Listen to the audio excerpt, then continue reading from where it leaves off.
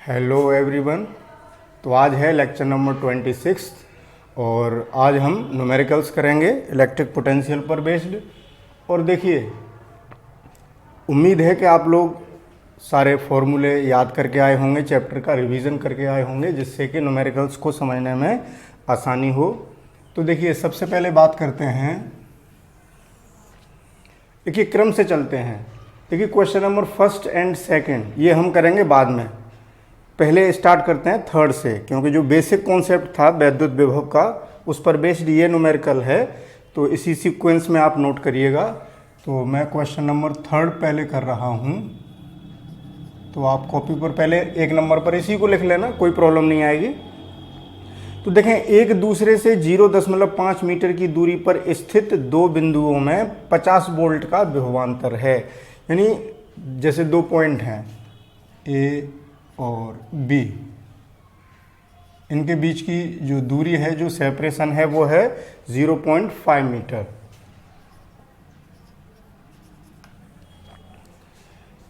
और इनके बीच जो विभवांतर है वो 50 वोल्ट का है। V बराबर 50 वोल्ट का विभवांतर है। यानी और इसमें एक बिंदु से दूसरे बिंदु तक ले जाने में कार्य ज्ञात करना है। तो V बराबर VA माइनस VB या VB माइनस VA। इसमें कोई दिशा निश्चित नहीं की कि कहाँ से कहाँ को ले जा रहे हैं, तो इसलिए हम विभवांतर V बराबर सीधे लिख लेते हैं। कितना हुआ? 50 वोल्ट। इस डिस्टेंस से कोई मतलब है ही नहीं। और आवेश कितना ले जाना है? 2 कूलाम। तो Q बराबर कितना हो गया? 2 कूलाम। बहुत सिंपल सी प्रॉब्लम है ये, और आपका जो कॉन्सेप्ट है वो भी क्लियर होगा। तो विभवांतर जो है वो किसके बराबर होता है? W/Q के। यहाँ पर भी हम विभवांतर लेके चल रहे हैं, किसी एक पॉइंट पर विभव नहीं है, दोनों बिंदुओं के बीच का विभवांतर है। तो इस सूत्र से W = कितना आ गया? V/Q। तो V की वैल्यू 50 और Q की वैल्यू 2 कूलाम। तो 100 जूल कार्य करना होगा। अब इसमें किसी एक पर्टिकुलर डायरेक्शन की बात नहीं की थी, अब इसलिए हमने एक क्वेश्चन ऐसा रखा है जिसमें एक विशेष दिशा में कार्य पूछा है। तो यहाँ पर देखिए, तो यहाँ ऐसा कोई मायने नहीं रखता था दिशा का। इस केस में एक दिशा निश्चित है। देखिए 5 सेंटीमीटर की दूरी पर स्थित दो बिंदु A और B हैं, जैसे A और B, इसी क्वेश्चन की तरह A और B, इन दोनों के बीच का जो डिस्टेंस है वो 5 सेंटीमीटर है। 5 सेंटीमीटर। और इन पॉइंट्स पर जो विभव हैं वो क्रम से है 10 वोल्ट और -10 वोल्ट हैं। यानी यहाँ का जो वोल्टेज है VA वो है 10 वोल्ट, और V पॉइंट का जो वोल्टेज है वो -10 वोल्ट। तो अब इसमें देखिए, ये कह रहा है कि 1 कूलाम आवेश को, यानी Q बराबर 1 कूलाम आवेश है, A से B तक ले जाने में। अब इसमें दिशा निश्चित कर दी है कि A से B तक ले जाने में कार्य निकालना है। तो यानी W निकालना है A to B। तो देखें, जब हम W A to B करेंगे, और तो पोटेंशियल डिफरेंस की जो डेफिनेशन है उसके अकॉर्डिंग अपॉन Q आता है, बराबर ये कितना हो जाता है? A से B ले जा रहे हैं तो VB माइनस VA, और B to A ले जाते तो VA माइनस VB होता। इस बात का यहाँ विशेष ध्यान रखना है। A से B तक ले गए हैं तो VB माइनस VA। तो WA to B कितना हो गया? VB minus VA into Q। Value put करिए। VB -10 और ये -10, माइनस है ही, और ये प्लस का 10 है, -10, और Q 1 कूलाम है। तो -10 -20 जूल। तो देखिए, अब यहाँ हम सीधे सीधे ऐसे नहीं कर सकते थे कि विभवांतर जो मन में आया उसमें से उसको लेके घटा देते। तो अगर हम B to A जा रहे होते तो VA माइनस VB होता, तो +10 -10 तो प्लस का 20 जूल आता। तो इस बात का विशेष रूप से ध्यान रखना है। तो आप इसका स्क्रीनशॉट लीजिए। फिर चलते हैं question number first and second पर।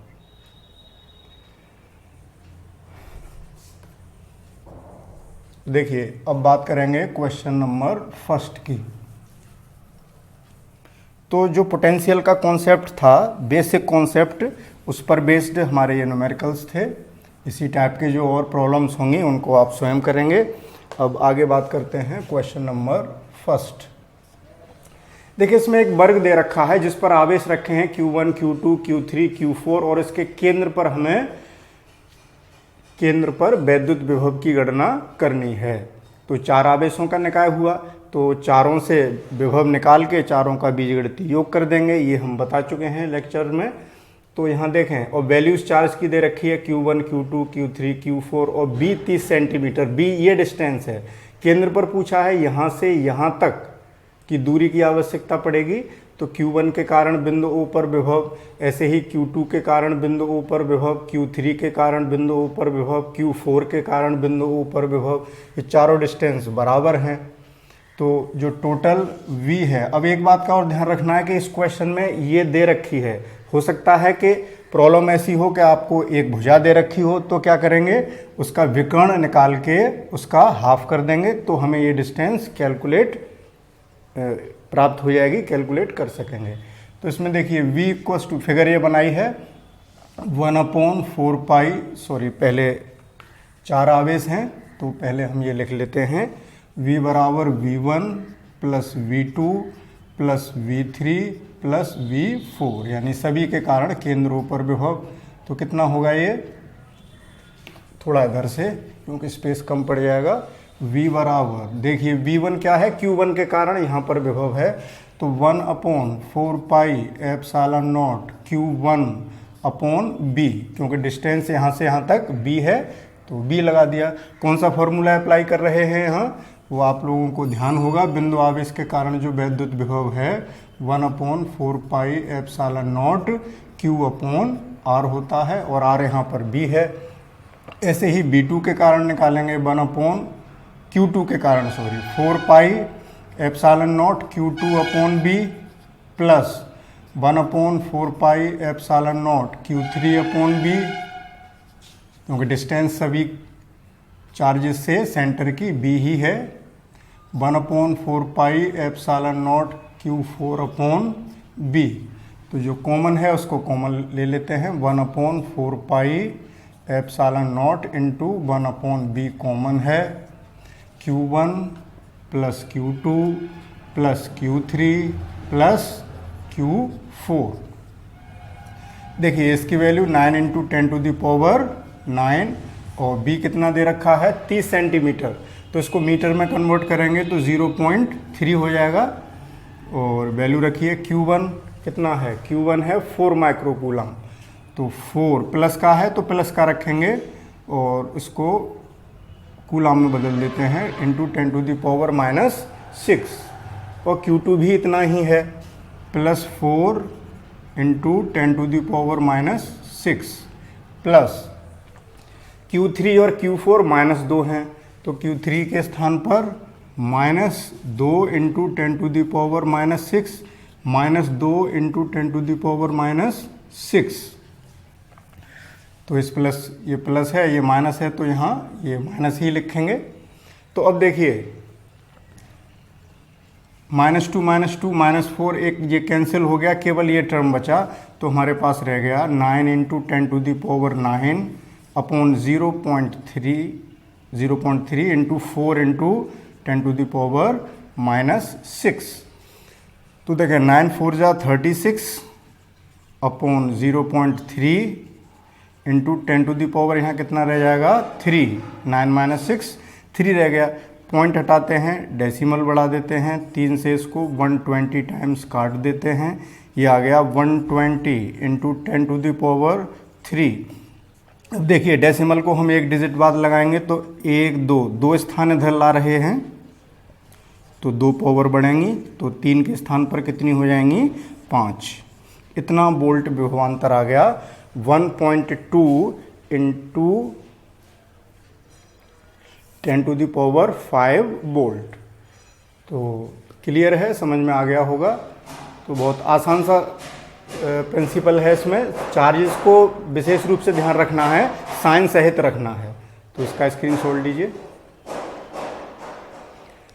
अब ऐसे ही है क्वेश्चन नंबर 2।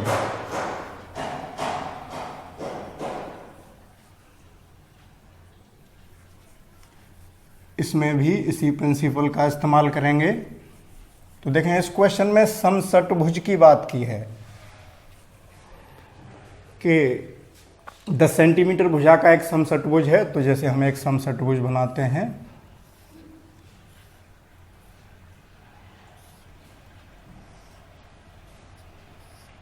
ये हमने समषटभुज बना लिया और 10 सेंटीमीटर भुजा है इसकी, तो ये भुजा हमने लिख दी 10 सेंटीमीटर और इसके प्रत्येक शीर्ष पर 5 माइक्रोकूलम आवेश है। यानी यहाँ हमने मान लो Q1 रखा है, Q2 रखा है, Q3 रखा है, Q4 रखा है, Q5 है और Q6 है। इन सभी की वैल्यू समान है, सब कितने हैं 5 माइक्रोकूलम।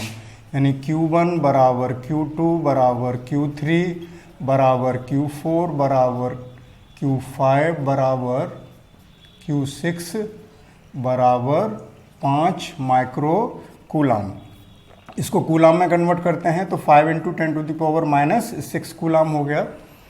अब ये कह रहा है कि इसके केंद्र पर वैद्युत विभव ज्ञात कीजिए। तो केंद्र कैसे मिलेगा, इनके विकर्णों को अगर हम मिला दें तो जहाँ पर ये काटेंगे वही हमारा केंद्र हो जाएगा षटभुज का। तो जो समषटभुज है उसका केंद्र हमने यहाँ प्राप्त कर लिया और यहाँ पर अब वैद्युत विभव ज्ञात करना है। तो देखिए समषटभुज में ये जो ट्रायंगल बनता है ये समबाहु त्रिभुज बनता है। तो ये डिस्टेंस 10 है, तो ये 10, ये 10, ये सभी डिस्टेंस कितने की होंगी 10 की होंगी, सभी 10 सेंटीमीटर की हैं। तो आप सब पे लिख लीजिएगा कितनी है 10 सेंटीमीटर, 10 सेंटीमीटर, 10 सेंटीमीटर, 10 सेंटीमीटर, सारी डिस्टेंस एक ये रह गई, इसको भी 10 सेंटीमीटर। तो वही प्रिंसिपल यहाँ से यहाँ पर विभव निकालेंगे Q1 के कारण, फिर Q2 के कारण, फिर Q3 के कारण। तो अब यहाँ देखें सब पर आवेश समान है और सबकी दूरियां समान हैं, तो सबसे विभव कैसा आएगा, समान आएगा। तो टोटल इसका 6 गुना हो जाएगा। ऐसे समझ लें, जैसे V1 निकालते हैं हम, V1 बराबर 1/4πε0 Q1 अपॉन डिस्टेंस, ये R मान लेते हैं, इसी को हम क्या लिख देते हैं R। तो सभी R हैं तो वैल्यू पुट करिए, बराबर 9 × 10⁻9 और Q1 ये सभी बराबर हैं। Q1 की जगह 5 × 10⁻6 अपॉन R कितना है 10 सेंटीमीटर। तो इसको जब मीटर में कन्वर्ट करेंगे तो 0.1 हो जाएगा। इसको सिंप्लीफाई करते हैं, पॉइंट हटा दिया और यहाँ 10 हो गया। और देखिए 9 × 5 = 45 गुणा 10 की घात 9 और 1 10, ये 10 की घात 10 हो गई, 10 में से 6 गया, 4 बची, यानी 10⁴। और जब Q2 से निकालेंगे वो भी इतना ही आएगा, यानी V2 भी इतना ही आएगा। और V और ये विभव है, इसको मैं वोल्ट और लिख दूँ, इसकी यूनिट वोल्ट, बराबर यही V2 आएगा, यही V3 होगा, वही V4 होगा, वही V5 होगा, वही V6 होगा।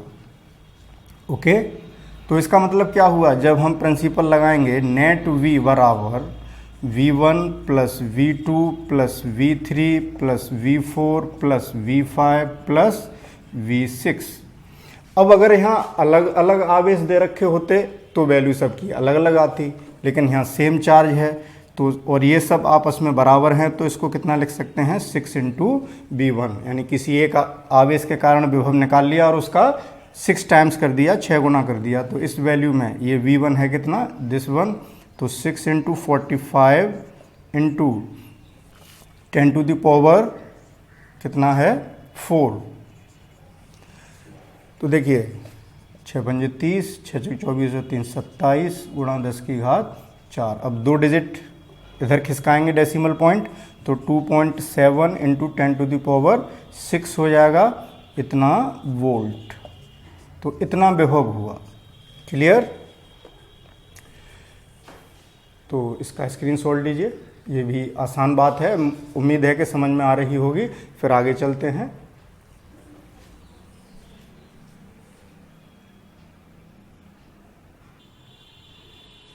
तो देखिए अब चलते हैं क्वेश्चन नंबर 5 पर। देखें, दो बिंदु आवेश प्लस क्यू तथा माइनस 2q एक दूसरे से d दूरी पर स्थित हैं। यानी एक आवेश है हमारे पास प्लस क्यू, दिस वन, और एक दूसरा है माइनस 2q। इनके बीच का जो सेपरेशन है वो d दे रखा है।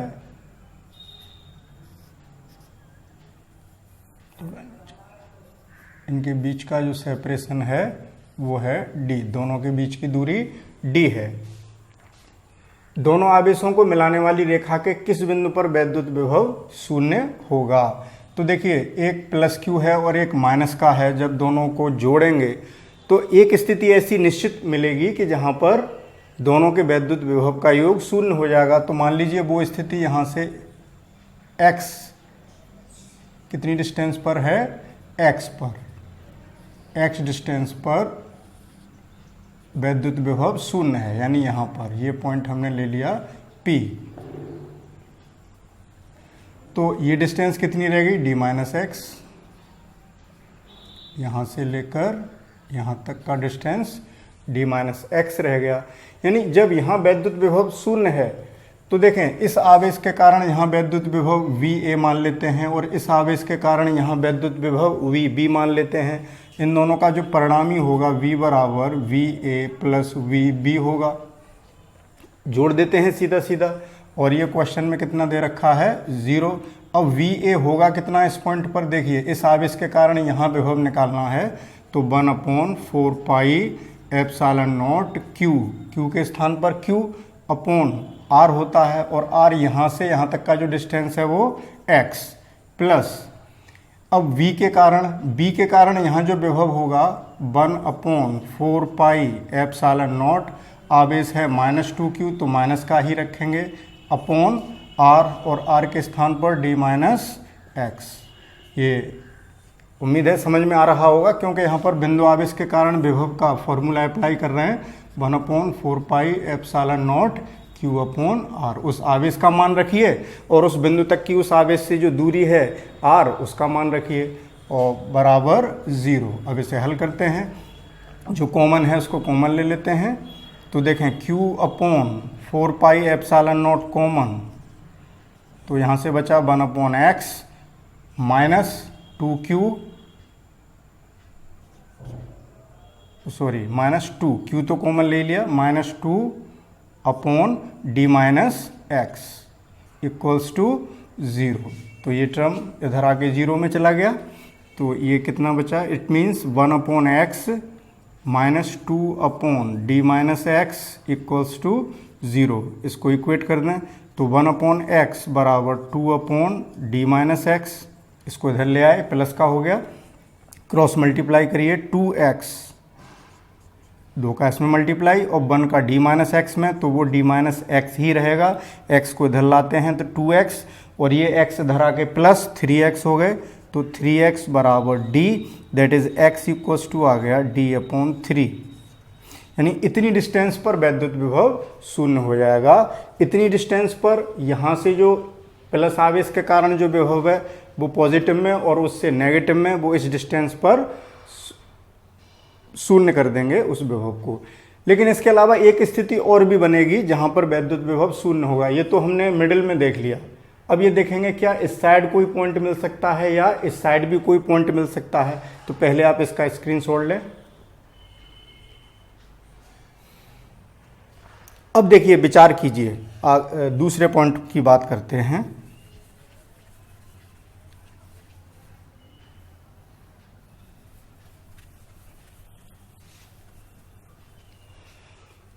तो देखें, अगर हम इधर को चलें, जैसे यहाँ पर आ गए, तो -2q आवेश से दूरी कम रहेगी इस बिंदु की, और इससे दूरी ज़्यादा होगी। इसका मतलब इसका विभव यहाँ धनात्मक कम होगा। एक तो वैसे ही उसका परिमाण कम है और दूरी और बढ़ गई, क्योंकि जो विभव है वो दूरी के व्युत्क्रमानुपाती है। 1/4 पाई epsilon not Q upon R, यही तो फॉर्मूला है। तो इससे देखें तो R बढ़ने पर B घटेगा, तो इससे यहाँ पॉजिटिव वैल्यू कम आएगी और ऋण वाली ज़्यादा होगी। दोनों मिलके शून्य नहीं करेंगे, जैसे -4 और +1। तो इसका मतलब इधर तो वैद्युत विभव शून्य कभी हो ही नहीं सकता। यही बात आप लोगों को विचार करनी है। तो अब इधर देखें, अगर हम इधर बढ़ते हैं, जैसे इधर को आ गए यहाँ तक, तो प्लस से डिस्टेंस कम है तो प्लस से विभव ज़्यादा होगा और -2q से कम होगा, लेकिन ये आवेश ज़्यादा है, आवेश भी तो ज़्यादा है। तो एक इधर ऐसी स्थिति मिल सकती है कि इस आवेश के ज़्यादा होने के बावजूद भी वो विभव इतना हो जाए कि इसके विभव के बराबर हो जाएगा, क्योंकि इसका जो अमाउंट है चार्ज का वो कम है और इसका ज़्यादा है। तो एक सिचुएशन हम ये भी देखते हैं और इस पॉइंट को P मान लेते हैं और यहाँ से मान लीजिए Q चार्ज से कितनी डिस्टेंस पर है, वो x डिस्टेंस पर, और ये सेपरेशन तो दोनों के बीच का d दिया ही था, दोनों आवेशों के बीच की दूरी। तो अब बिंदु P पर अगर वैद्युत विभव शून्य है तो V बराबर VA प्लस VB बराबर 0, यानी A पॉइंट के कारण P पर विभव निकालिए 1/4 पाई एप्सिलॉन नॉट Q। A पर कितना आवेश है, Q अपॉन डिस्टेंस कितना है इस पॉइंट तक का, x, plus 1/4 pi epsilon not इस आवेश के कारण -2q अपॉन यहाँ से यहाँ तक का डिस्टेंस देखेंगे क्योंकि इस बिंदु की बात कर रहे हैं, तो d प्लस एक्स हो गया, d प्लस एक्स बराबर 0। कॉमन टर्म्स क्या क्या कॉमन है, q upon 4 pi epsilon not common लिया, यहाँ से बचा 1/x और यहाँ से -2 अपॉन d प्लस एक्स बराबर 0। तो 1/x -2 upon d plus x बराबर 0। तो 1/x बराबर 2 upon d plus x, 2x cross multiply अभी की तरह सॉल्व कर रहे हैं, सिंपल सी बात है, 2 × x 2x और 1 का इसमें, तो d प्लस एक्स ही रहा। 2x x को इधर लाएंगे तो माइनस का x और 2x माइनस x रह गया, तो x बराबर d, यानी प्लस q आवेश से बाहर की ओर d दूरी पर भी वैद्युत विभव शून्य होगा। तो आप लोग यहाँ क्या लिखेंगे, अब x बराबर d है कहाँ से, ये प्लस q आवेश से बाहर की ओर d दूरी पर वैद्युत विभव शून्य होगा। तो आशा है कि ये समझ में आ रहा होगा। देखिए बहुत सिंपल सी बात है भाई, इसमें स्क्वायर भी नहीं करना है डिस्टेंस का, सीधा सीधा फॉर्मूला है वोल्टेज का। जो विभव है V बराबर 1/4 पाई epsilon not Q upon R, आवेश दिया होगा और उस आवेश से जितनी दूरी पर वैद्युत विभव पूछ रहा है वहाँ तक की दूरी लगा दीजिए। जैसे इस आवेश से हमने यहाँ पर विभव निकाला तो यहाँ से यहाँ तक की दूरी x, तो x लगा दी, ठीक। इस आवेश -2q आवेश से यहाँ पर हमें विभव निकालना है, वो VB है, तो उसमें q का मान जितना है उतना रख दिया और यहाँ से यहाँ तक की डिस्टेंस r के स्थान पर d प्लस एक्स रख दी। तो बहुत सिंपल सा कॉन्सेप्ट है, तो घबराने की ज़रूरत नहीं है और इसको आसानी से समझ सकते हैं। तो इसका स्क्रीनशॉट लीजिए। अब चलते हैं क्वेश्चन नंबर 6 पर।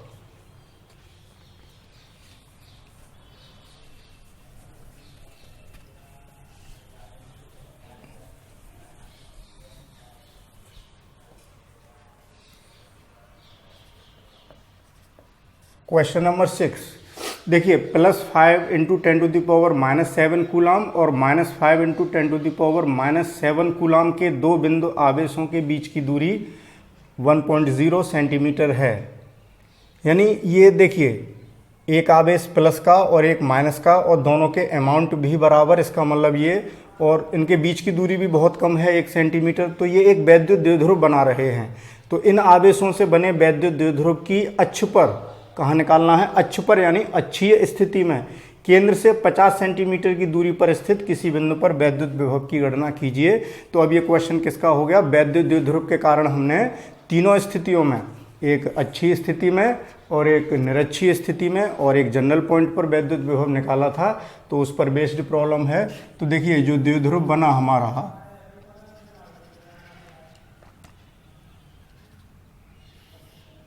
-5 × 10⁻⁻7 और ये +5 × 10⁻⁻7, ये सेंटर O और इस सेंटर से इस पॉइंट P पर हमें वैद्युत द्विध्रुव के कारण विभव ज्ञात करना है। कितनी दूरी पर, 50 सेंटीमीटर की दूरी पर। तो ये जो वैद्युत द्विध्रुव बना है, ये दिस वन, इसका केंद्र ये है और इन दोनों आवेशों के बीच का जो डिस्टेंस है वो कितना है, 1 सेंटीमीटर। तो देखिए यहाँ पर Q कितना हो गया, पहले वैद्युत द्विध्रुव की बात करते हैं केवल। तो वैद्युत द्विध्रुव के लिए Q, कोई सा एक आवेश लेंगे, Q बराबर कितना हो गया, 5 × 10⁻⁷ केवल यहाँ प्रमाण लिया जाता है कूलाम। जो दोनों के बीच की दूरी है वो 1 सेंटीमीटर है और इसको किससे लिखते हैं, 2D से, और वो है 1 सेंटीमीटर बराबर 10⁻⁻² मीटर में कन्वर्ट कर लिया इसको। अब इससे हम वैद्युत द्विध्रुव आघूर्ण निकाल लेते हैं। तो वैद्युत द्विध्रुव आघूर्ण P बराबर Q × सॉरी हमने आप लोगों को 2L पढ़ाई है तो यहाँ 2L लिख लीजिए। डिस्टेंस दोनों के बीच की दूरी 2L बताई है द्विध्रुव में, तो 2L इतना हुआ, तो Q × 2L। तो P कितना आ गया, Q के स्थान पर 5 × 10⁻⁷ और 2L के स्थान पर 10⁻⁻²। तो ये कितना हो गया, 5 × 10⁻⁹ कूलाम मीटर। कूलाम मीटर, ये आ गया वैद्युत द्विध्रुव आघूर्ण। अब देखिए इसके केंद्र से अक्ष पर इतनी सेंटीमीटर की दूरी पर पूछा है वैद्युत विभव। तो आप लोगों को ध्यान आ रहा होगा कि वैद्युत विभव अक्षीय स्थिति में कितना होता है, 1/4 पाई एप्सिलॉन नॉट P/r²। P/r², ये ध्यान आ रहा होगा। और निरक्षीय स्थिति में तो शून्य आता ही है, तो उस पर क्या न्यूमेरिकल बनेगा, उसमें तो शून्य रहेगा ही, और इसमें हम ये कैलकुलेट करेंगे। तो देखिए इसकी वैल्यू पुट करते हैं, 9 × 10⁹ और देखिए r कितना हुआ अब अपना, वो यहाँ लिख देते हैं हम, r बराबर 50 सेंटीमीटर। कितना, 50 सेंटीमीटर। तो इसको जब मीटर में कन्वर्ट करेंगे तो 0.5 मीटर, 100 से डिवाइड करेंगे। तो अब ये वैल्यू पुट करते हैं, P हम निकाल चुके हैं, इंटू 5 × 10⁻⁹ अपॉन r² करना है तो 0.5 का स्क्वायर डायरेक्ट लिखते हैं, 0.25 हो गया। r हमारे पास है ही, उसका स्क्वायर कर दिया 0.25। इस पॉइंट को हटा के ऊपर 100 आएगा, पॉइंट अगर हटा दें तो 100 हो गया, और 25 4 जा 4 टाइम्स कट गए, और 4 पंजे 20 और 20 निम्मा 180, 180 ये हुआ, ठीक है। इंटू 10⁻⁹ से 10⁻⁻⁹ कैंसिल हो गए, तो 180 वोल्ट आ गया। कितना विभव आ गया, 180 वोल्ट। क्लियर हो रहा होगा, तो आप इसका स्क्रीनशॉट लीजिए। अब चलते हैं क्वेश्चन नंबर 7 पर। तो देखिए क्वेश्चन नंबर 7, अब वैद्युत विभव के हम कई न्यूमेरिकल कर चुके हैं। अब वैद्युत विभव और वैद्युत क्षेत्र की तीव्रता में हमने जो संबंध बताया था, जिसको हम विभव प्रवणता के टॉपिक में पढ़ चुके हैं, क्या रिलेशन था, E बराबर -dV/dr, उस पर बेस्ड न्यूमेरिकल करते हैं। तो देखिए क्वेश्चन नंबर 7, किसी बिंदु x y z कोई जनरल पॉइंट दिया है x, y, z, और यहाँ पर ये सारे पैरामीटर्स मीटर में हैं, यानी SI पद्धति में ही हैं। वैद्युत विभव V बराबर 4x² वोल्ट है। V बराबर कितना है, 4x² वोल्ट।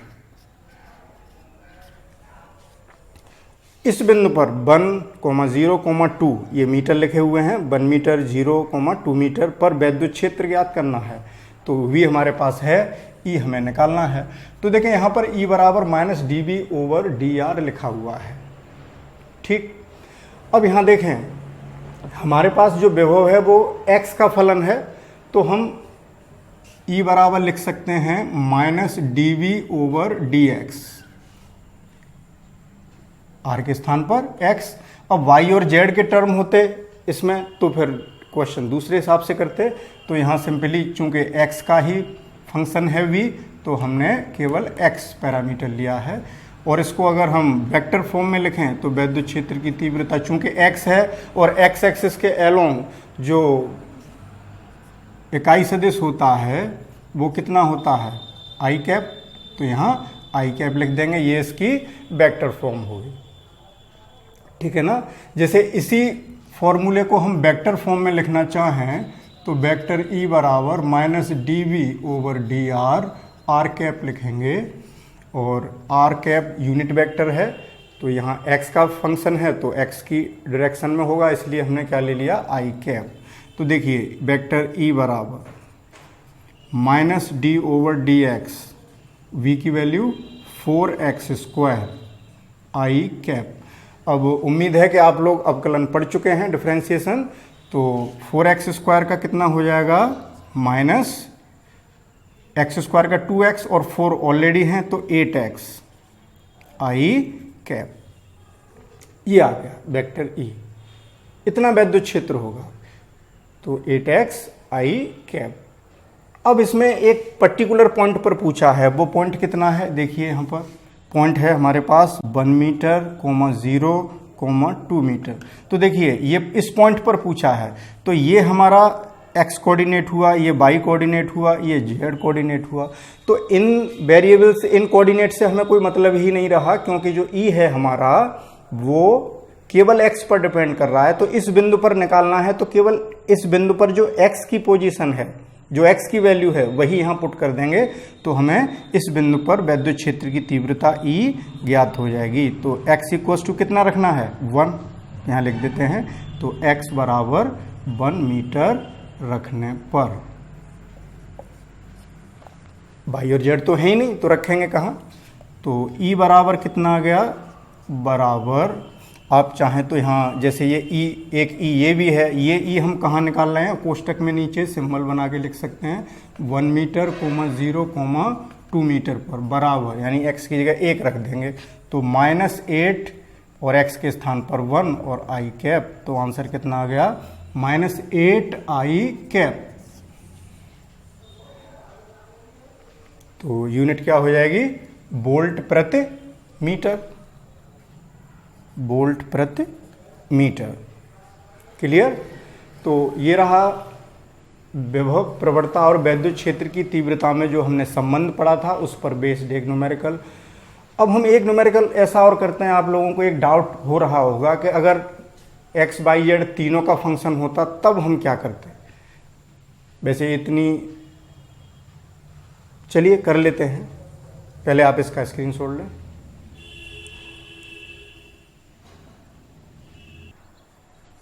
तो देखिए चलते हैं अब ऐसी प्रॉब्लम पर जिसमें जो हमारा वोल्टेज है वो तीनों का फलन है, x, y और z का।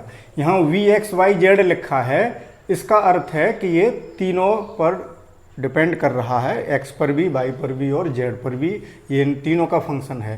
यानी किसी बिंदु P पर विद्युत विभव इतना है, v बराबर 6x - 8xy² - 8y + 6yz - 4z² है।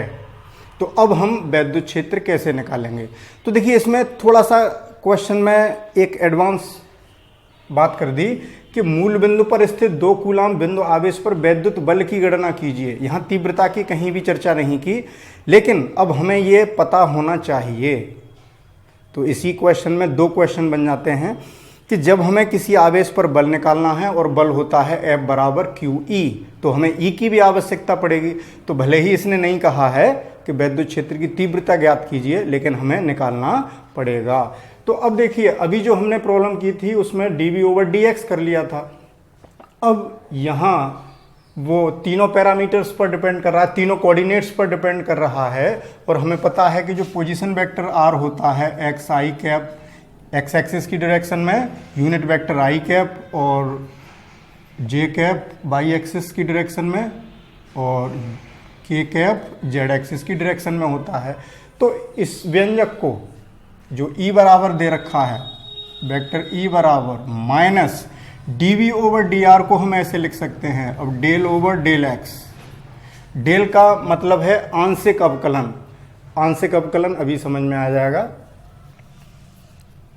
ओके, या minus del v over del x i cap, x coordinate के सापेक्ष कर रहे हैं तो उधर यूनिट वेक्टर आई कैप है, plus del v over del y j cap, plus del z over sorry अरे यार क्या हो रहा है, del v over del z k cap.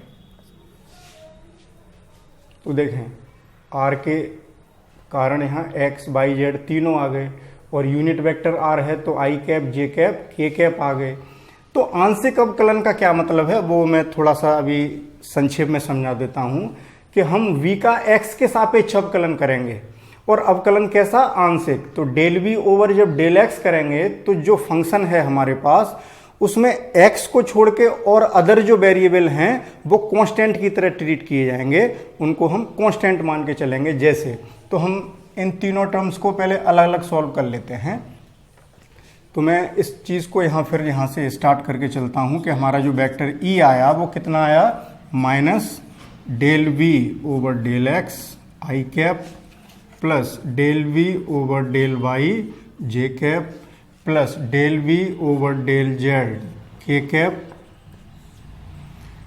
ये कैसे आया वो मैं उधर समझा चुका हूं। तो अब इन तीनों टर्म्स की वैल्यू निकालते हैं। पहले सॉल्व करते हैं del v over del x। तो del v over del x बराबर del over del x, v की वैल्यू पुट करेंगे, कितना है देखिए 6x minus 8x by square minus 8y plus 6yz minus 4z square. देखिए x के रेस्पेक्ट में कर रहे हैं तो y और z कांस्टेंट की तरह ही ट्रीट होंगे, जैसे 6 8 4 होंगे, ठीक। तो देखिए अभी समझ में आ जाएगी बात। 6x, x का 1 तो क्या रह गया 6। अब यहाँ y स्क्वायर को कांस्टेंट मानेंगे तो केवल x है और x का 1 तो क्या रह गया माइनस 8y स्क्वायर। 8y ये कांस्टेंट की तरह ट्रीट होगा तो 8y कांस्टेंट हुआ तो इसमें x का तो कोई फंक्शन है ही नहीं, तो ये 0 हो गया। इसमें भी कोई x नहीं है, 0 हो गया। इसमें भी कोई x नहीं है, 0 हो गया। केवल del v over del x हमारे पास इतना आ गया। क्लियर। इक्वेशन नंबर फर्स्ट डाल देते हैं। ये हमारे पास एक वैल्यू आ गई del v over del x की। ऐसे ही अब del v over del y निकालते हैं। तो इसे आप लोग साथ साथ मेरे साथ सॉल्व कीजिए, समझ में आ जाएगा। तो 6x minus 8x by square minus 8y plus 6yz minus 4z square, ये हमने v की वैल्यू रख ली। अब इसका आंशिक अवकलन करते हैं y के रेस्पेक्ट में। तो अब x और z केवल y ही वेरिएबल का होगा। x और z कैसे मान के चलेंगे, कांस्टेंट की तरह ट्रीट करेंगे। तो 6x में कोई y नहीं है, ये 0 हो गया। इसमें y स्क्वायर है तो y स्क्वायर का 2y और 8x और है तो 2 8 16xy हो गया माइनस का 16xy। क्लियर हो रही होगी बात। और माइनस 8y y के रेस्पेक्ट में ही कर रहे हैं तो y का 1 तो माइनस 8 6yz, z कांस्टेंट की तरह ट्रीट होगा, y का 1 तो प्लस 6z और ये तो इसमें y है ही नहीं, ये 0 तो ये आ गया। ये आ गया del v over del y। ऐसे ही निकाल लेते हैं del v over del z, ये हटा देते हैं।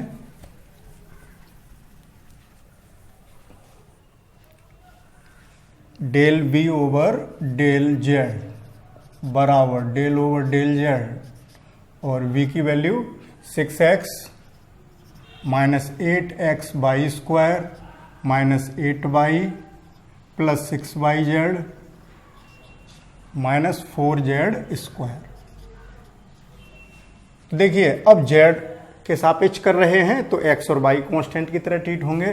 तो ये कांस्टेंट शून्य हुआ, इसमें भी z नहीं, ये भी शून्य हुआ, ये भी शून्य हुआ। इसमें z है, z का 1 तो केवल क्या रह गया 6y और इसमें z है तो minus 4z square, z square का 2z तो माइनस 8z। ये वैल्यूज आ गई। इन तीनों वैल्यूज को हम यहाँ पुट कर दें तो हमें क्या मिल जाएगा, वेक्टर e। तो वेक्टर e बराबर आप यहाँ लिखेंगे del v over del x, del v over del y, del v over del z के मान समीकरण 1 में रखने पर माइनस, देखिए आई कैप के साथ del v over del x की वैल्यू यानी 6 minus 8y square, 6 minus 8y² i cap. Clear. ये del v over del x की वैल्यू यहाँ रखी और आई कैप और आ गया, plus del v over del y की value, plus del v over del y की वैल्यू -16x/, और -8 प्लस 6z और j कैप, ये वाला j कैप। ऐसे ही del v over del z की वैल्यू यानी प्लस कितनी है 6y -8z into k cap. ये ई आ गया हमारा एक्स वाई जेड पॉइंट पर। तो न्यूमेरिकल केवल इतना भी पूछा हो सकता था कि मूल बिंदु पर वैद्युत क्षेत्र की तीव्रता ज्ञात कीजिए। तो अब मूल बिंदु कितना होता है 0,0,0, मूल बिंदु 0,0,0 पर, अर्थात ये x की वैल्यू, ये y की वैल्यू और ये z की वैल्यू, यानी तीनों वैल्यूज 0, 0 रखनी है। बहुत आसान बात कर दी। तो मूल बिंदु पर वैद्युत क्षेत्र, मूल बिंदु, सॉरी बिंदु नहीं, बिंदु पर वैद्युत क्षेत्र कैसे मिलेगा, x की जगह 0 रखेंगे, y की जगह 0 रखेंगे, z की जगह 0 रखेंगे। रखने पर आप ये लिख लेंगे इस बात को। तो वेक्टर E बराबर, देखिए -6 रह गया केवल, y की जगह तो 0 रखना है, तो 6i कैप। यहाँ देखिए x और y 0 रखने हैं, जहाँ कहीं वेरिएबल होगा एक वो 0 ही हो जाएंगे, केवल कांस्टेंट बचेंगे। तो -8j कैप, और यहाँ k कैप तो रहा ही नहीं, क्योंकि देखो y की वैल्यू 0, z की भी 0, पूरा टर्म 0, तो केवल यही रह गया। इतना वैद्युत क्षेत्र आ गया, मूल बिंदु पर इतना वैद्युत क्षेत्र है। तो क्वेश्चन में केवल यहाँ भी बात खत्म करवा सकता था, लेकिन अब ये कह रहा है कि इस मूल बिंदु पर, हमने मूल बिंदु पर क्यों निकाला, क्योंकि मूल बिंदु पर एक 2 कूलाम आवेश रखा है, Q बराबर 2 कूलाम, उस पर बल निकालना है। तो F बराबर QE होगा। तो F बराबर कितना होगा QE। तो यहाँ हमें क्या क्या दे रखा है, तो E निकालना है, परिमाण निकालना है इसका, तो इसको बाद में लिख देंगे।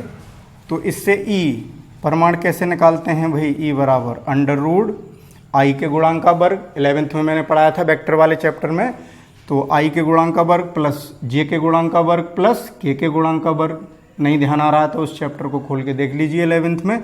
तो 6 का वर्ग 36 और 8 का वर्ग 64, उनको ऐड किया 100 और 100 का स्क्वायर रूट 10, तो 10 न्यूटन पर कूलाम या वोल्ट प्रति मीटर, ये वैद्युत क्षेत्र आ गया। तो अब 2 कूलाम आवेश पर बल पूछा है, यानी Q है 2 कूलाम, यहाँ लिख दें। तो F बराबर QE, Q की वैल्यू 2 और E की वैल्यू 10, तो कितना आ गया 20 न्यूटन। क्लियर हो रही होगी बात भाई, सिंपल सी बात है। तो इसका आप स्क्रीनशॉट लीजिए।